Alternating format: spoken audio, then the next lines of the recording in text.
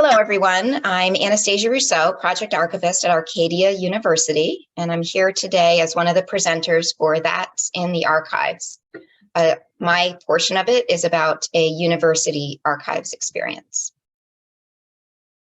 So, like I said, I work at Arcadia University. It is a small university archive. I'm in southeastern Pennsylvania, just outside of Philadelphia. As a little bit of background, my archive, which is, I suppose, similar to a lot of other archives, is a very crowded little archive space. When I started working there, not much at all was digitized, and actually still is not. I have not been there for too long. And the archive had sat dormant for several years. So there was no professional archivist for almost 10 years. And then during, shortly before COVID, the person that was there left, and there was no archivist at all. So it was basically closed down. Prior to that, the archivist that worked there was a psychology professor from the university. And he was very interested in archives, but definitely not an archivist. And I'll talk about that a little bit more. It posed some problems. It was good to have somebody in there, but it definitely posed some issues. His focus was more on doing research and that type of thing. So the issues, I started in September of 2022 and realized pretty quickly that students, faculty, and staff, a lot of them did not even know we had an archive. I would go up to people on campus and introduce myself, and they'd say things like, "Oh, we have an archive," or, "Oh, what is an archivist? What do you do here?" It was pretty shocking. Like I had no idea that it was going to be that much of a challenge to get people to realize that we were even there. So that was one of the first issues I encountered. And then, like I said, since the archive was closed, it had become sort of a dumping ground for unwanted books, printed material. People were cleaning out their offices, particularly during COVID, and just bringing boxes down. Facilities was letting them into the archives, and they were dumping boxes. So when I started, there was a huge area that was basically just boxes of junk. Some of it had nothing to do with the university. It was, people just didn't know what to do with their personal items rather. And so they put them into boxes and left them in the archives. And as if the archive was not small enough, that created even less space in the archive room. So that was an issue I was dealing with. There was also no finding aid for the archives and an inventory that was incomplete. So when you're looking to get people to come into your archive, if you do not have a finding aid or an inventory of what's in there, it makes it really difficult. There's nothing to post online to say, hey, this is what we have. And just to explain to people what is in the archive that they may want to come look at. And finally, one of the biggest issues I've seen is that the university doesn't realize the value of the archives. The provosts and the deans, for me, were sort of like, well, what is an archivist really going to add to the university? And I think that is a universal issue. It's not just a university problem. I've worked in other archives where, libraries where there was an archive and you'd have to go to the board of directors or to the trustees almost to defend yourself to say, look, you really do need this archive. It's valuable. People want it. People use it. But that was something that I realized pretty quickly that was going to be an issue and something I had to address. So my first step was to make a list, what needed to be done. I created, and I highly recommend this, I created a 90-day plan for myself. It was my supervisor actually asked me to do that. And at first I was like, oh, how useful is this going to be? It was very useful to put it down on paper, to see what I thought I could get done in the next 90 days, and to prioritize things. That was just huge, to figure out how to prioritize what needed to be done. So the first thing was increase awareness, and that's kind of what we're here to talk about today. figure out how to get people to know about the archive, what was in the archive, and how they could access that. The second, and that's sort of part of increasing awareness, was to establish an online presence. So this archive, it's in the main library at the university in the basement. Most students don't realize it's there. They walk right past the door. And there was there's no finding aid. So there's no online presence. There's nothing to alert people to the fact that the archives are there. So we needed to write and publish an online finding aid. And then create more space. Like I said, it's very crowded down there. So if you are looking to increase your awareness and get people to come into the archives, you need a space for them. And so for me, in the archive, there's one working table. And I don't know if other people are facing this issue, but you know, if you don't have enough space for people to come in and sit and do work, it's a problem. And I've noticed, you know, if I have a few students that want to come in and do research, I really have to stagger them coming in because there's just not enough space for people to spread out to do things. And then, like I mentioned before, make the archives a valuable resource. This will help with funding your job security, for one thing, because people need to know that, yes, this place is important. We do need to pay to have this person here to facilitate work in the archives and that type of thing. And like I said, getting support from the decision makers in your organization. So the first thing, increasing awareness. Put yourself out there and meet people. I found that, you know, I know a lot of archivists that I've met are sometimes on the shy end. They're not necessarily wanting to get out there and talk to people. It's sort of the way of the job. You know, you're spending a lot of time by yourself in an archive, sorting through things and working alone. And I enjoy that immensely. But I found that I really needed to get out and meet people. So I went around, I attended lectures, faculty gatherings, and introduced myself to people on campus. When I would go to faculty gatherings, and this is a really good thing that I found, I printed a flyer with a QR code that included my contact information. And the QR codes are really easy to create. If you just go online and Google free QR code creation, it will show you how to do it. It walks you through it, and it's super simple. So I wish I had known this before. When I worked in this other archive, I went to, you know, town meetings and things like that. I would have done this. You just print this flyer out, leave it. People will collect it and they can snapshot it with their phone, and then they have your contact information in their phone immediately, which is really a fabulous way to go. Networking with local and state archives. There is an archive nearby that has a lot of things from our university. They have a lot of catalogs and old yearbooks and things like that that we also have, but they have some things we don't. And obviously, we have a lot of things that they don't.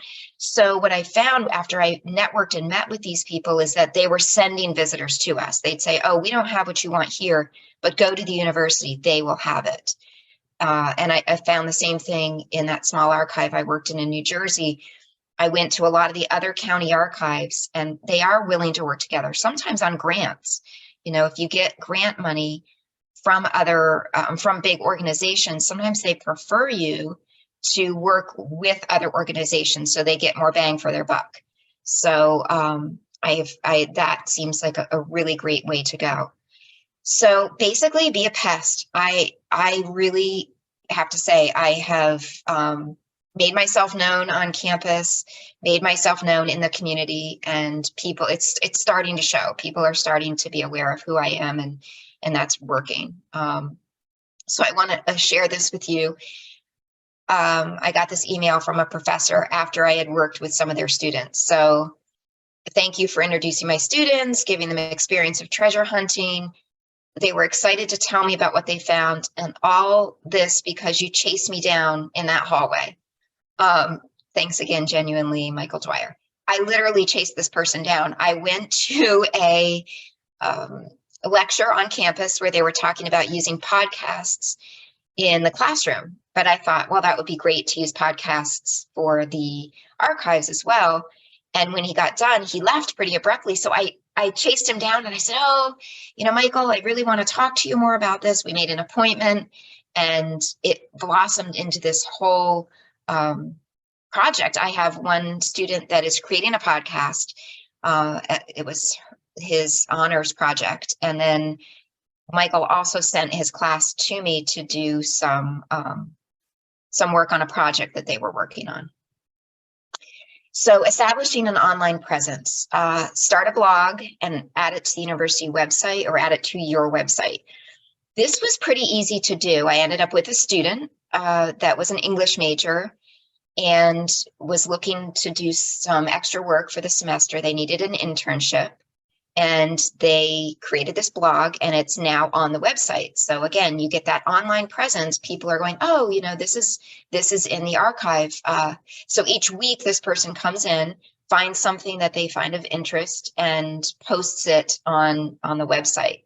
And again, you know, I'm in a university, but I do know that these university students, from what I've experienced talking to them, they are looking for these experiences, whether it's at the university or at other archives. So if you reach out to local community colleges, local universities, I'm sure they would be happy to give you some students that are looking for this experience and would be able to create a blog for you.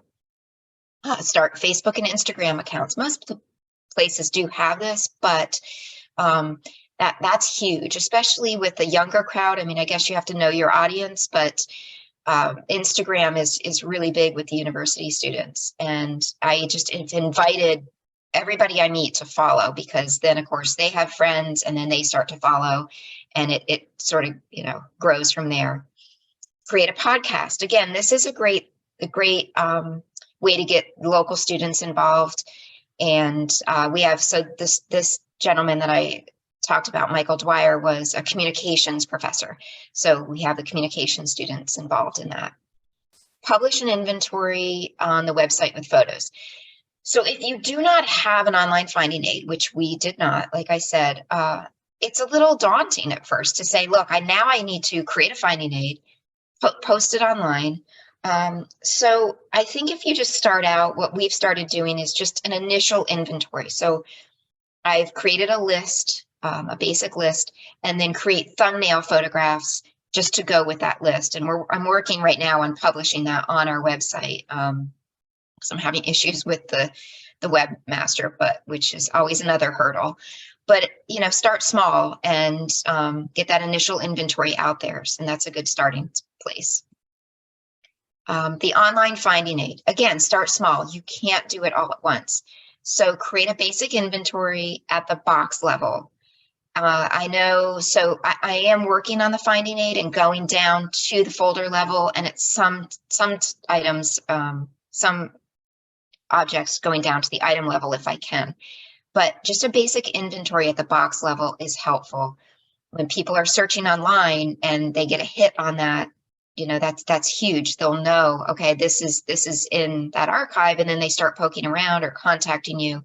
And I have had that mostly with alumni at the university, but it is a huge help just to have that basic inventory up there. Again, add thumbnail photos if you can, just for a few things, because staring at a list of objects isn't all that sexy and exciting, but if you have those thumbnail photos up there, it is a little more enticing for people. And then pick a few popular items and write a more detailed finding aid. What I did is found things that I know that people are interested in. For us, yearbooks. People want to go back and look at the yearbooks, particularly the alumni. And there were some scrapbooks that we have from the 1920s that people are super interested in looking at. So we're working on scanning those and putting those up online, because again, it just piques people's interest and gets them to maybe reach out to you and contact you. So basically create a buzz about your holdings if you can. Let people know, you know, a little bit about what you have, so it draws them in to want more. Create more space. And this is an actual image of my part of my archive space. And this is what basically the whole archive looked like. So what I realized I had to do was weed items, because so I had, and I'm sure a lot of archives are like this, we had, say, 12 copies of some yearbooks and, you know, 15 copies of catalogs, say, from the 1950s and that type of thing. So I weeded a lot of those out. I also found a lot of irrelevant items. And this is a tough thing. You know, you do get donors who want to donate all sorts of things. You know, they clean out their mother's attic and they say, hey, I've got all these great objects I want to, you know, to give to you. Well, you have to be a little more selective about that. And I had to create an accession policy because there wasn't one. And I've had to turn a few people down. Again, I've had some professors that were retiring and they wanted to donate things to the archive. And when I started looking through what they wanted to give us, it really wasn't relevant to Arcadia University. So I've had to turn them down. But it's necessary because you need to preserve your space, consolidate boxes when possible, obviously. And then in my case, I am working on writing a grant to expand the space. So we have a room adjacent to the archive that is currently empty. It is not climate controlled, however. So I'm writing a grant with the National Endowment for the Humanities to get a new HVAC system to extend into that space so that we can use that as archival space. This provides you ability to have more workspace and provides room for new acquisitions, which is always really great. Again, I am looking at trying to get more people in there. I'd like to do some workshops with students, but I only have one work table and I can fit about 6 people into the archive at a time right now. So that makes it really tough. The next one is make the archives valuable. I can't stress this enough. I think, you know, if you want to draw people to your archive, you need funding and you need support from whoever is on your, you know, board of trustees, the shareholders. You know, in my case, it's the provosts and the deans. So tell people about your archive, get them interested. For me, getting students and faculty using the archives was huge. Like I said, I have 2 student workers. This is actually one of them. This is Spia, and they are my intern for the semester. And what you're looking at there is actually artwork from an artist who donated upon her death. Her name was Patty Hill, and upon her death, all of her estate was donated to Arcadia University because she had a connection with our director of exhibitions. So her daughter donated everything. So we have thousands and thousands of pieces of this artwork that have been donated that needed to be sorted through. So to kill 2 birds with 1 stone, I really needed help sorting through all this. And I found out by reaching out to the art department that there was a student that needed to do an internship. And so I contacted them. Oh, I'm sorry. I contacted them and they said that she could come and do this. So that was really great. And again, like I said, trying to make this all happen. Well, let me go back to that last one if I can, actually. Oh, no, it's not letting me go back. I'm sorry. But in any case, yeah. So, you know, trying to get people involved, trying to, you know, have people in the community get involved, and they can help you with what you need to do. You know, getting volunteers. You know, you have a lot of people who are retired that may want to volunteer. You have, you know, local students. I can't stress that enough. I've talked to a lot of the students that have come in to work with me, and they'd said now that they would perhaps like to get a job either in the archives or do another internship in an archive or something of that sort. So if you do reach out to local universities, I guarantee you will find some help in that matter. So again, how to make this all happen. Prioritize. I recommend creating a 90-day plan. I have revised my 90-day plan a few times, and that's okay too. You know, start out and say, these are the things I'd really like to get done. And you find some things are easier than others. And it depends on, again, you know, if you do have help and you find, okay, well, this is working, but this one isn't, I may have to push this back a little bit. Find your most commonly used items. And that for me was just based on what people were asking for. I keep a spreadsheet of all of my research requests so that I can see, if there's a trend in what people are looking to find in the archive, and finding those most commonly used items and focusing on those for a finding aid. And talk to your colleagues. I don't know, there seems to be a lot of misconception about archives. And when I say colleagues, if you're working in a small archive, probably everyone there knows what you have and what goes on. But talk to people on a broader scale, maybe about, other local archives, libraries, museums, and see what the misconceptions are about your archives, so you know what you need to change, what perception you need to change, and target that when you're creating your Facebook posts and your Instagram posts. Know what people are thinking about your archives so you can drive the narrative and let people fully understand what's in there. And keep it fluid. Like I said, you may need to revise this list several times. I have had to go back and change things as I've done some work. And take advantage of your resources. Again, students. I can't stress that enough. Volunteers are a good way to create your finding aids. I've done it with students, but in the other archives that I've worked in, I just set up a form, and it's basically data entry. I've had some retired people who were pretty good with computers, and set them down with a box each time they come in and have them help you put together that finding aid. It's worked very, very well in my experience. And it's such a labor-intensive job, especially if you're going down to the folder level and you may not have time to do that yourself. So if you get people to help you, that's really important.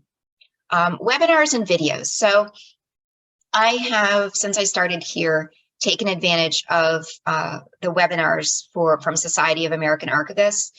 They have a lot of free ones that you can go and watch about all sorts of things. You name it, pretty much they put it up there. And there's other places too. Lucidia, which is a company, and they're trying to sell a product, but they also have a lot of free webinars about how to create podcasts, how to digitize items, what you might need to do that. And take advantage of these things. Merrick has its YouTube channel, so go on there and explore. And there may be things that you didn't think of, which that happens to me sometimes. I'm like, oh, this would be super helpful. And it's not something that I had in my 90-day plan or that I thought I might want to do. But once I saw that, I was like, oh, okay, this would be really helpful for me. And this is something that I can work toward doing. And again, reach out to other archives for advice. In my experience, people want to be helpful. Everyone's in the same boat. If you're working in a small archive and you're not sure which direction to go, I can guarantee you there are several other small archives in your area that are in the same situation. Where I am in southeastern Pennsylvania, there's a lot of universities near me. Arcadia is surrounded by Villanova. We have Westchester, Bryn Mawr, and I've reached out to all of those universities and met with a lot of the archivists, even, just in a Zoom call to say, hey, what are you doing with this? And it's super, super helpful. And again, I have found too, if you want people to find your archive, the more people you tell about it, the more you'll get that. Those people have referred people to us now that they know what we have.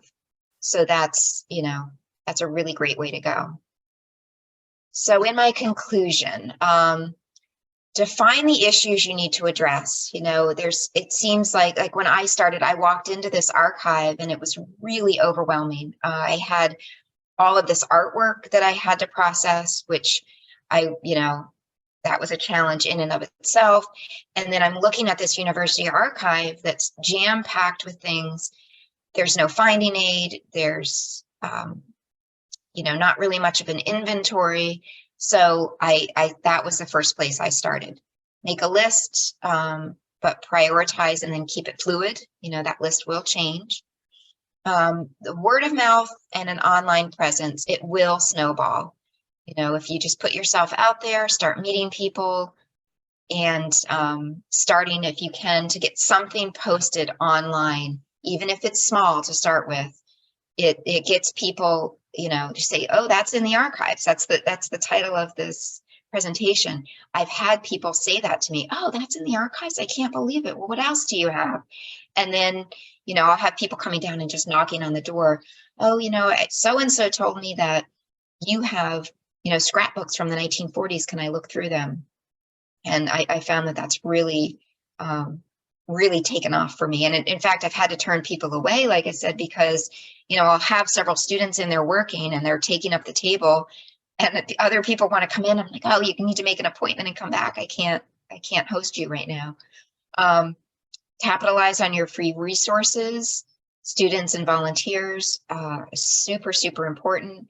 And then the free resources also of, you know, online videos and webinars that are free, and YouTube channels. I've gone onto YouTube also. I started with Merrick and then went down a rabbit hole one day because it led me to other archival organizations throughout the country that also, you know, had some information that I thought would be really helpful. And just have fun. You know, I think there's, you know, as an archivist of a university archive, and this is my first time working with the university, I thought, you know, I wasn't sure how exciting this was going to be, but every archive has something to offer, you know, for an audience. And, you know, just let people know what you have, and it will snowball, and people will start to come and reach out to you. So have fun with it. So there is my contact information. That is the end of my official presentation. If you have any questions, you can put them in the chat, and then they will be relayed to me, and hopefully I can answer them for you.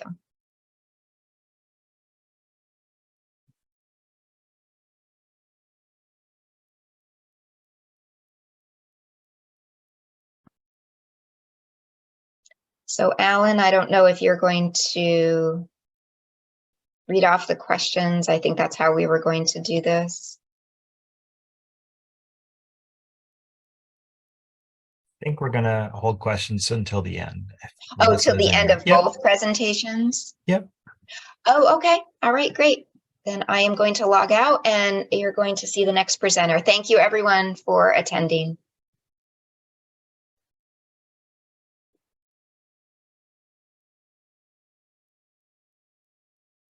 Okay, I think I'll get started. Hello, my name is Melissa Barker.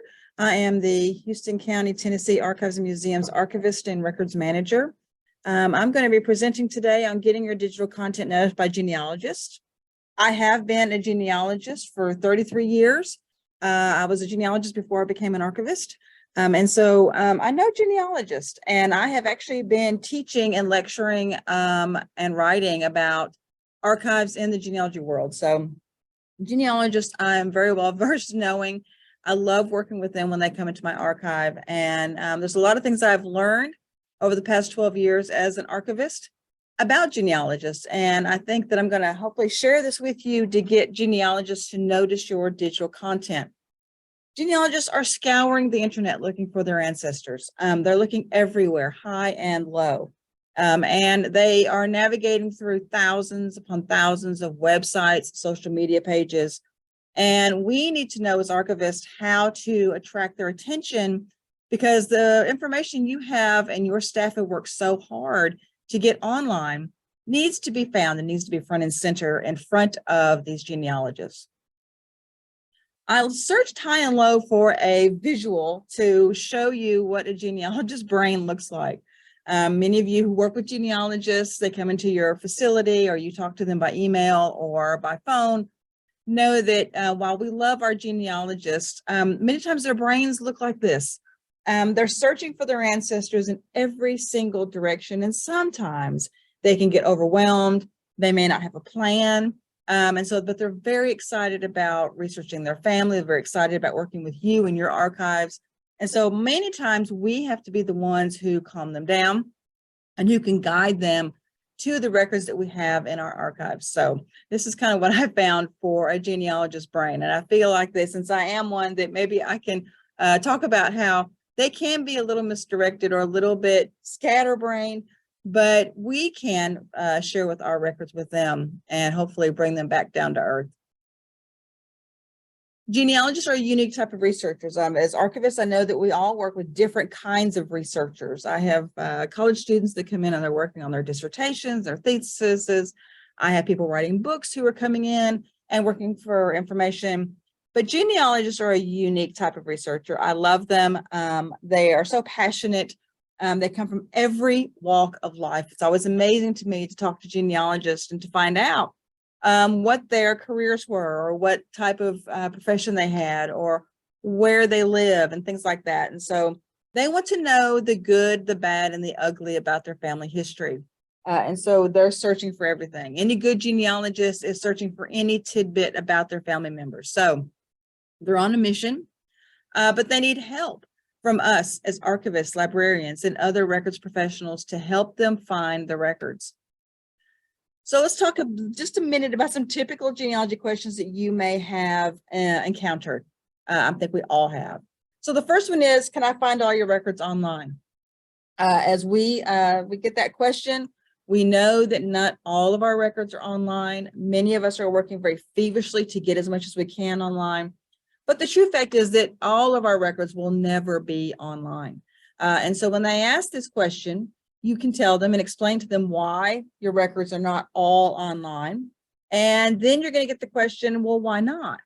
Well, because it takes staff time, it takes money, it takes equipment, and we have a lot to do on a day-to-day basis. And so trying to explain to them why our records are not online, but also pointing them to the records that are online or that are in our facility is what we need to be doing. And the next question you might get is, are all of your records indexed? Again, it takes staff time. It takes a lot of work to get records indexed. We all work on trying to get things indexed and get them on our websites, on our social media pages, and even on our in-house computers. But the truth is that not everything we have is going to be indexed. And many times we have things that are indexed that are not in every name index. And so genealogists are looking for those surnames. And so while I would encourage you to index as much as you can, we all know that not everything in our archives are indexed. Here's a couple of visuals. The one there on the left is the old card catalog from the Tennessee State Library and Archives. This is in their old building. The Tennessee State Library and Archives is actually my home away from home. I don't live too far from it, and they've actually built a new building. Sadly, they're leaving behind the card catalog, which I love it. And then the visual there on the right is actually a screenshot from the 1871 to 1887 deed index book from Houston County, Tennessee. But what genealogists are looking for is an index like this. This is from the Stewart County, Tennessee Archives. This is their online index of their court records. It's a simple Excel spreadsheet. But they're looking for those surnames, and any kind of index that can be online is what they're looking for. So one of the next questions that I get a lot of times is, why are finding aids so vague? Many times genealogists, and I'm going to talk in just a second about manuscript collections, but genealogists, a lot of them don't know what a manuscript collection is. They don't even know what a finding aid is. So it's up to us to educate them. But finding aids, a lot of them are kind of vague. As a genealogist myself, I tend to look at finding aids, and I know that there are standards that we as archivists follow, but finding aids can be quite vague. Here is an example of that. This is from the Tennessee State Library and Archives manuscript collection. This is William G. Brownlow's family papers from 1836 to 1900. So when a genealogist looks at this part of the container list from the finding aid, they see correspondence. Well, correspondence with who and what kind of correspondence? And they're asking all these questions. They want all of that listed. We know that we have a standard and this is how we do this. Then they look at number 7, it's a scrapbook. Well, what's in the scrapbook? And so it's up to us to educate our genealogy community, our genealogy patrons on finding aids, but also the fact that we can't put everything in a finding aid. And so it's important that they look at what's in those finding aids and then make those requests. And this is a big one. This is probably the one we get the most is, can you give me everything for the Smith family or whatever surname they're looking for? When you get one of these phone calls, I don't know about you, but I want to put them on hold and just breathe and then come back. But you also may have this kind of look on your face, especially if they're standing in front of you and saying, I want everything for the Smith family out of your archive. You know, we need to be calm and we need to talk to them about the fact that we just can't go get everything for the Smith family. But working with them and knowing their surnames, hopefully we know what's in our collections for the most part, and we can guide and direct them to the records that will help them. So let's talk about genealogists and your website. Genealogists are taught to look for keywords. I have been teaching genealogists about researching an archive since 2015. And I can tell you that I teach them to look for certain things on websites, on archives websites. I also tell them, and I'm an archivist, so I can say this, that archivists do not make it easy to find things on their websites. Sometimes they're really pretty buried. But I also know we can't put everything on the landing page. So genealogists are taught to know certain keywords and phrases and look for them. So if we know that, maybe we can help them. The words that they're looking for are words and phrases that we use all the time in the archives world. And so sometimes they're hard to find on those archives websites. So when a genealogist lands on your website, how hard is it to find these keywords and phrases? And one of the ways you can check that is to ask some of your genealogy friends or some of your genealogy patrons to go onto your website and to navigate that website and maybe give you a review of your website. How easy is it to find the information you want genealogists to find? So what are those keywords and phrases? The keywords and phrases, number one, indexes. Genealogists are taught to look for indexes. That way you're looking for your surnames, your family members, and then you can request records. So we live as genealogists to look for these indexes, to search through them. Are you making your indexes readily available and visible on your website? Are you navigating them on your website to those indexes in a clean and concise manner? Something we need to think about. I actually use, because we have a very, very small budget, we use a free platform. We use the US Gen Web Project and through the Tennessee Gen Web Project, and we have a web page. So when you go to the Houston County, Tennessee Gen Web Project, you're going to see at the top, Houston County Archives and Museum. When you put your mouse over that, it will be a drop-down menu. And here you see index records. Very easy. It's right on the front page. You go up there, you put your mouse over it, and you see index records. When you click on that, this is what you get. You get our index records. This is a list of what we have there. I think we've actually put a few more on our list, but this is what you have. And when you click on one of these, it takes you right to the index. It comes up as a document and they can see the index. Very simple, very clean, very easy to find. The next phrase that genealogists are taught to look for are finding aids. Now, we know finding aids are those documents that we produce as archivists to go with our manuscript collections. And so genealogists are taught to put this on their to-do list, to look for these on websites and to read those when they're working with manuscript collections. But I will tell you, it has been my experience that there are a lot of genealogists out there that don't know what manuscript collections are, and thus they don't know what a finding aid is. And so again, just like Anastasia talked about educating in archives, we have to educate genealogists. So going back to my webpage, again, we hover our mouse over Houston County Archives and Museum. It's a drop-down menu and you see finding aids. Very simple to find. When you click on that, this is our list of finding aids. When you click on one of them, it will bring up the document, which is the finding aid. So very easy and very simple. Next are digital collections. Genealogists live to find digital collections, to find those records already digitized on the computer. They can search at 3 o'clock in the morning in their pajamas with their fuzzy slippers on, and they don't have to go out their door to an archive. Now, we do want them to come to our archives. However, if you put digital collections on your websites, that will attract them to your archives. So put these digital collections out there, make them easy to find on your website, and put as much as you can out there. I know that archives are digitizing fast and furiously, getting as much on there as they can because they know it's important to attract researchers. For this example, I'm using the Stewart County, Tennessee Archives website. This is Jim Long does this website. You ever go there, there is a tremendous amount of information. Again, he is also using the US Gen Web project because it's a free platform. And from so far, I can tell you can put as much as you want on it. So one of the things I'm going to show you is that on their website, they have what's called the Feltner Photo Archive. This is a fantastic example of digitized photographs. When you click on that, it takes you to this page. This is a collection over 1,000 glass plate photographic negatives by Sam A. Feltner. They've all been digitized, and you see there's a category there. You can click on one of the categories. It shows you how many photographs, when those photographs were last updated. And when you click on one, you're going to get these wonderful, wonderful photographs. Now, what I love that Stewart County, Tennessee Archives has done is at the bottom of the photograph, many of these photographs actually are unidentified. So at the bottom, they have actually given the researcher a link that says email identity of this photo, which means if you know who is in the photograph, they want you to click on the link and it will take you to an email platform where you can email them and let them know who is in the photograph. They've been able to identify a lot of photographs by genealogists and other researchers this way. So I think this is a fantastic addition to add to our digitized collections on our websites.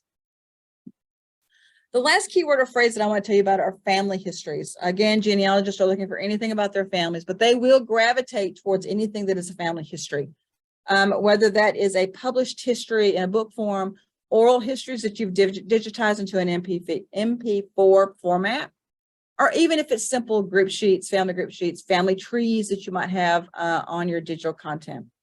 So highlighting these histories on your websites, pointing them to them for genealogists and on social media pages will attract genealogists not only to your online presence, but also to your facility.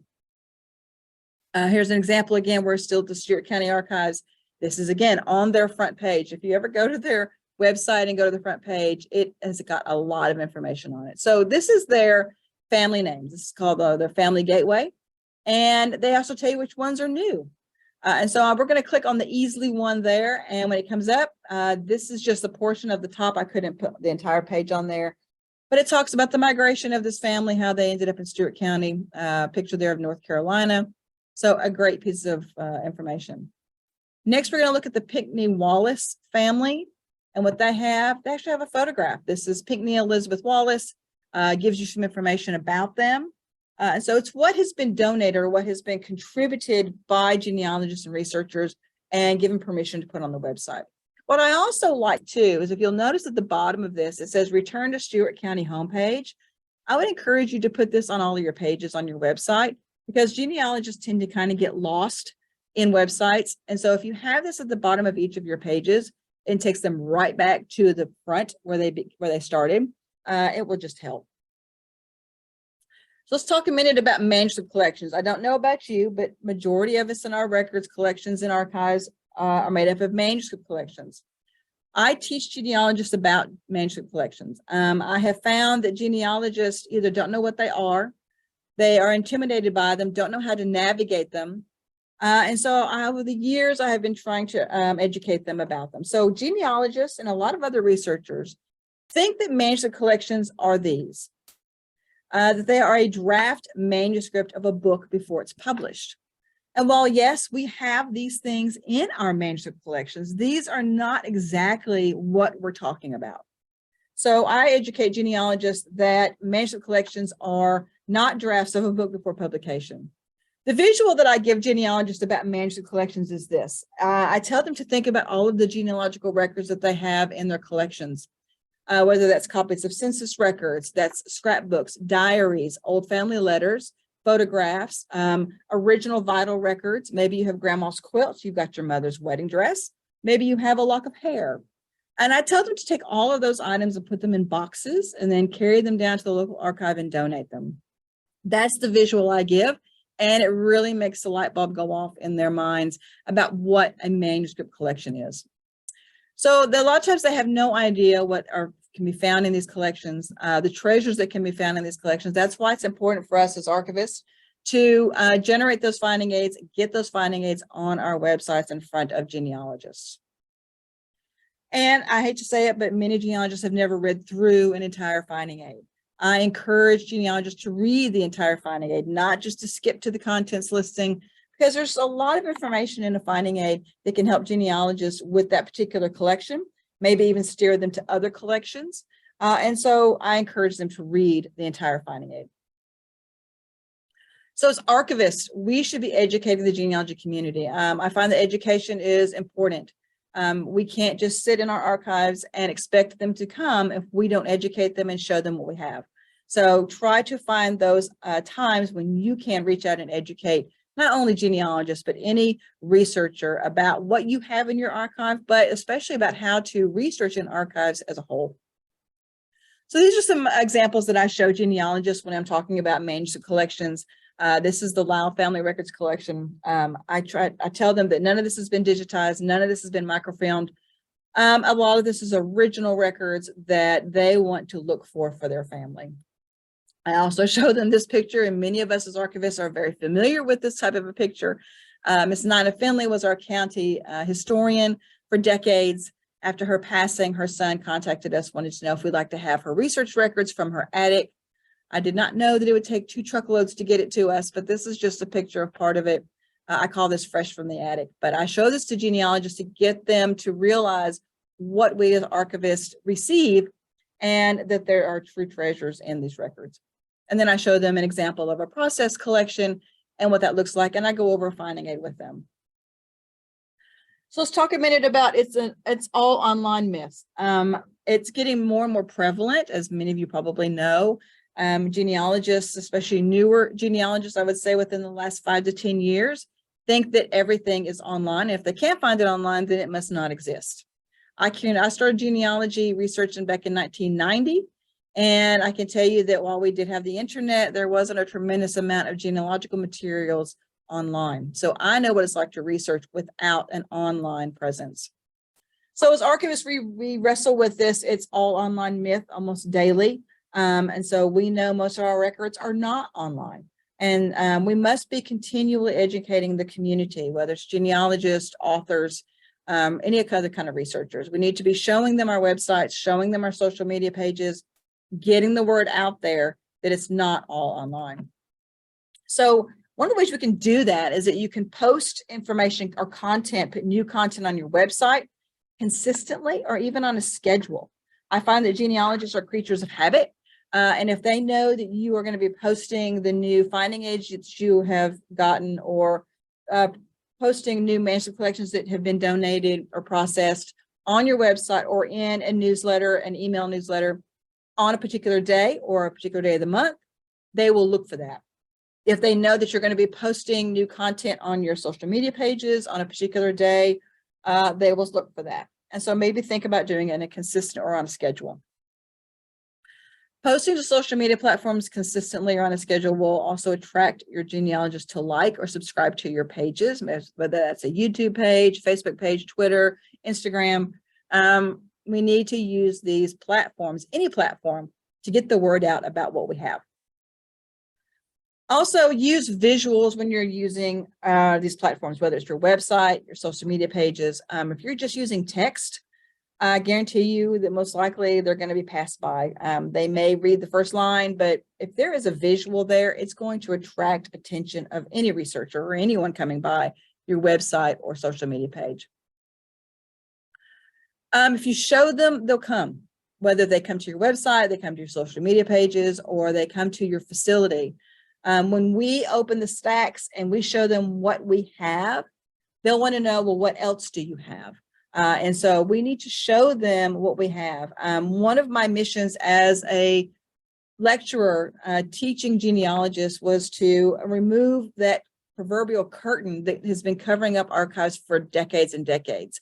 I feel like they've been hidden on purpose sometimes from researchers. And so I want to tear that down, and I want to get out there and show researchers the wonderful, wonderful records that all of us have in our archives.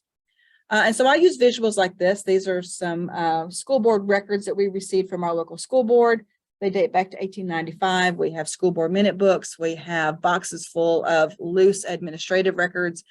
We are now able in our archives in our county able to document all of our little one-room schoolhouses dating back to the 1800s, which is wonderful. And so I show genealogists on my social media pages these photographs, and it gets them excited. They see that there are actually records. I show them photographs of actual artifacts, and they go, "Oh, this is wonderful." And I'll tell you another thing this does. If you're looking to get people who have records or have artifacts in their possession to donate them to your archive, this also brings this out as well. And so use visuals. So is your archives website genealogist friendly? And so one of our first stops as a genealogist, we're told, look for the archives website. So we should try to make our websites genealogist friendly. So the content should be available, but it should be available in such a way that they can navigate it easily. So maybe consider having a genealogist button or a research link or something on your front page so that it would show genealogists or researchers where to go. And one of the examples I'm going to use is the Tennessee State Library and Archives. In the last couple of years, they have revamped their website. And right on their front page, they have a button that says researchers and genealogists. So when you click on that button, this is what you get. You get using the collections, search databases and digital resources, research guides, and visit us. Right on that front page. Make your search engine genealogist friendly. Use algorithms and search settings that will help genealogists use their search engine to the most of the ability.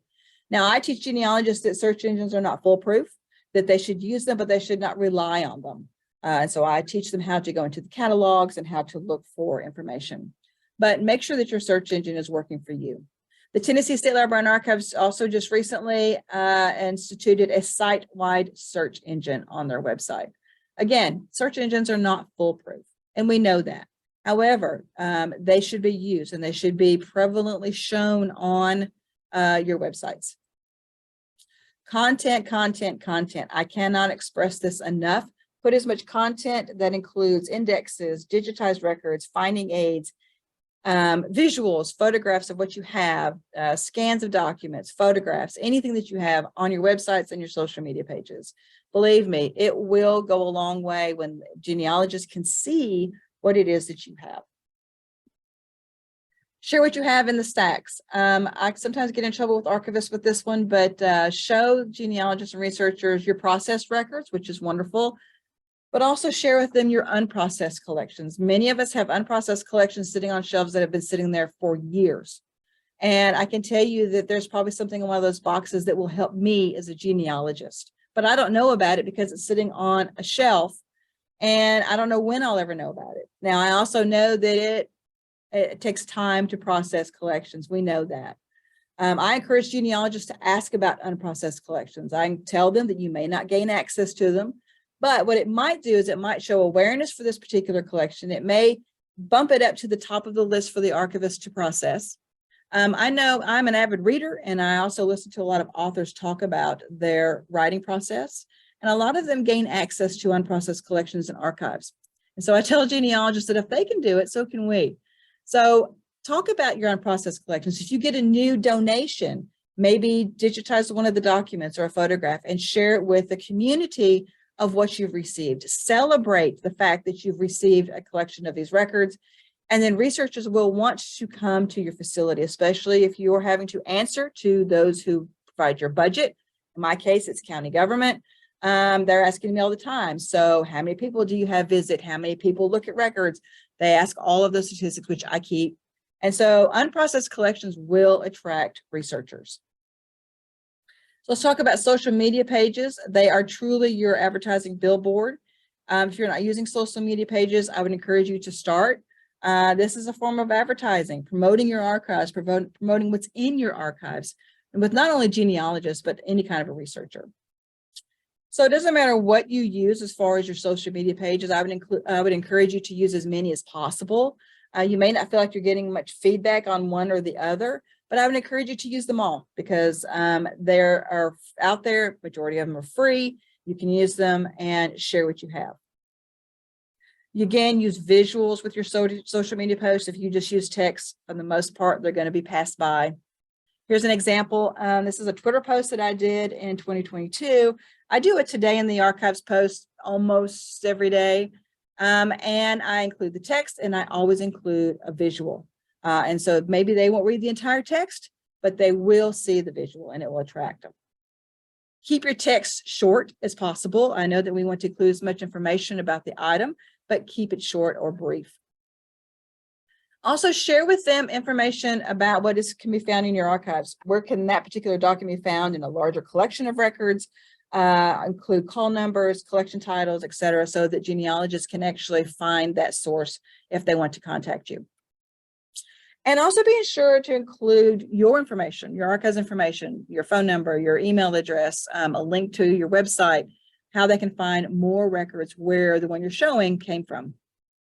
So here's another example of a Today in the Archives post. I'm showing an original document, but at the end of all of my posts, I put who I am, my phone number, my email address, and where we're physically located.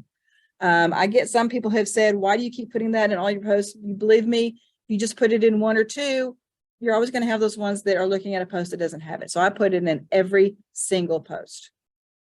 I want to be contacted. Here's another example. This is the Montgomery County, Tennessee Archives from 2022.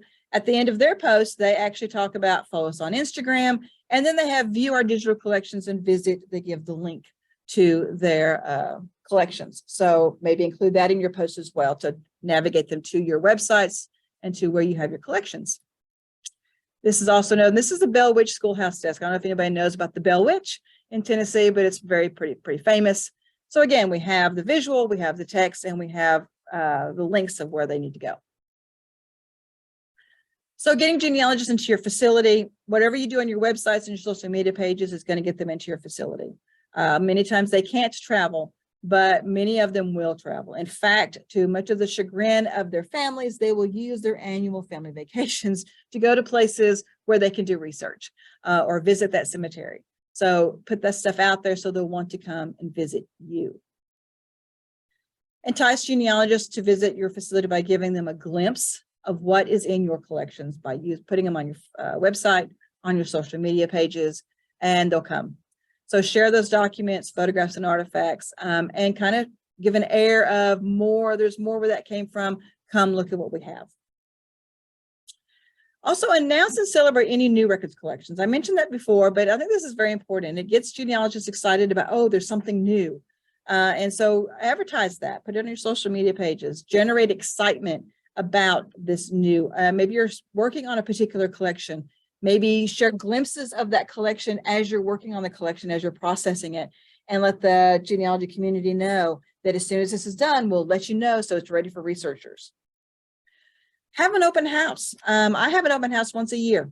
The facility, open it up once a year, let people come in, take a tour of the facility, see what you have. It also generates excitement in the community itself so that you have that support. This is a photograph from 2011. We actually established our archives November 15th, 2010. Houston County, Tennessee had never had an archive. We were established in 1871, so none of our records had been organized or archived. And this is our first open house. I actually had this open house on a night when we had a county commission meeting in the same building. I put out records that were related to a lot of our county commissioners' family histories.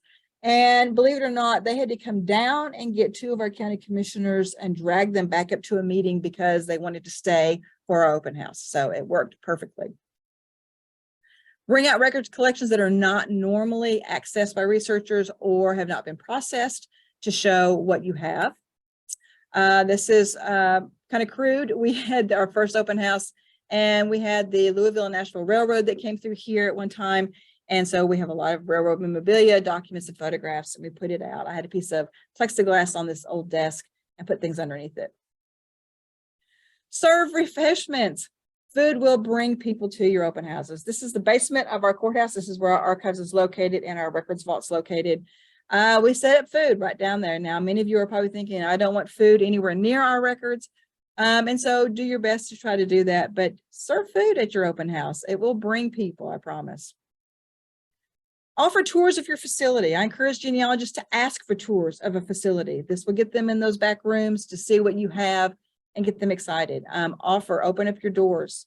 Montgomery County, Tennessee Archives does an open house as well, once or twice a year. This is from their last one that they did in October, and it was very successful, and they encourage the public to come in and see their facility. So here's your reality check. Believe it or not, statistics out there say that genealogy is the second most popular hobby in the United States. Number one is gardening. And so if they're number two, don't you think as genealogists that we need to be letting them know that we exist, each and every one of us, letting them know that our archives exist so that they can find their ancestors in our records. So using our websites, using our social media pages, share with the genealogy community what you have, making those websites easy to navigate. And so use that to get those genealogists to be going digging in the records that you have. Thank you very much. And I'm going to turn this back over so that we can answer questions. Thank you both so much. This was great. To anyone attending, please feel free to use the chat or the Q&A to ask your questions. And we've had a few come in already. So I'll start with those, but please do continue to ask more questions. So Anastasia, we have a two-part question for you. So I'm going to start with the first part and then I'll ask the second. So on duplicate yearbooks and catalogs, when you have large numbers of a certain year, how many copies do you weed it down to? So for example, is there one copy in storage at all times, one as a reference copy, maybe a third in storage for a certain year? How do you deal with that? Okay, so the standard that I'm using is 2 copies. We keep 2 copies of everything. If there was going to be a copy up in the stacks, up in the library, I would have a third, but they prefer to have everything down in the archive. So I keep 2. And that created an amazing amount of space, I have to say. So probably 2-3 shelves worth of space from just the yearbooks. So, yeah. So the follow-up to that is, when you're weeding, did you first offer the campus community or the surrounding areas or alumni the opportunity to purchase extra copies of them before keeping the amount of yearbooks you plan to retain? So any extras, were you getting rid of them in some way or just throwing them out? Yes, no, we definitely, so we haven't actually done that yet. They're currently being held in the compact stacks in the basement of the library, but that is the plan. We're hoping maybe when there's an alumni day or something like that, we're going to offer them up. And I don't know that we're even going to sell them. I think the consensus has been that we would give them away, like first come, first serve, and kind of go from there. And I do know some students were interested too. I did get rid of some old newspapers that we had that were just crumbling and falling apart, and they weren't indexed. Some of them, they were clippings that someone had done, and they cut off the name of where the newspaper came from, the date, like it was just an article. So it wasn't really anything that you could use for research, in the sense that there was no way to, use it for a bibliography or anything like that. It wasn't very helpful. But the Old York Road Historical Society, which is a really nice little historical society near us, did want them. So there are things like that that you could, give to, find other local organizations and offer them up. And we have done that with some things. I know they are going to take some of our yearbooks because they keep a yearbook collection as well. And they are missing, they have gaps in their yearbook years. So we're offering those up to them as well. Thank you. Mm-hmm. Melissa, are there ways that archives could or should interact with platforms like Ancestry.com? I think that there probably are ways. Ancestry.com might be a more difficult one. You could interact with platforms like FamilySearch.org out of Utah. They are constantly looking to come into archives and digitize content for their website, and their website's free to everyone. And so to get these records digitized, they send out people to wherever to do this, and they do it for free. And so that's one place that I would encourage archives to reach out to. Great.